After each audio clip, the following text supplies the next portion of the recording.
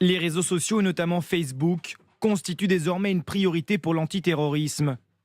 Car ici, des milliers de djihadistes du monde entier exhibent leurs exploits ou participent à la propagande.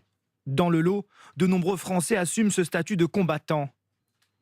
Exemple, ce Lillois basé à Alep en Syrie, il se fait appeler Abou Yassine et pose cagoulé Kalachnikov à la main.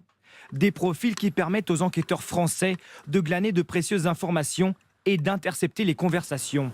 Aujourd'hui, bien évidemment, Internet intervient d'une façon prépondérante. Le terroriste, il cherche la clandestinité. Les vidéos diffusées sur la toile constituent également un vivier de preuves. Dans le cas d'un retour en France pour ces combattants, avec ces clips à l'appui, difficile de nier devant les policiers l'appartenance à un mouvement djihadiste pour une future condamnation. Les techniques classiques de renseignement ne sont évidemment pas abandonnées.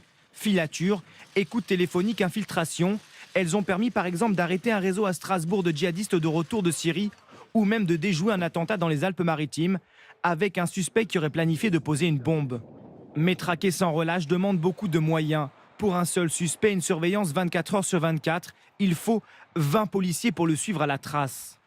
La France dispose en tout de 6 services différents qui travaillent sur la même matière, la traque aux djihadistes.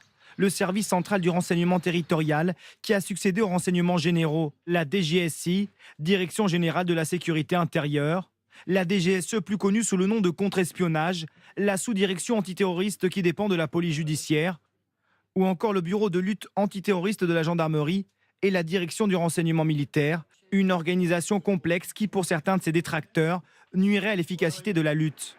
Le départ de ces djihadistes semble en revanche mieux contrôlé avec la nouvelle loi. Elle prévoit de confisquer le passeport de ces prétendants au combat.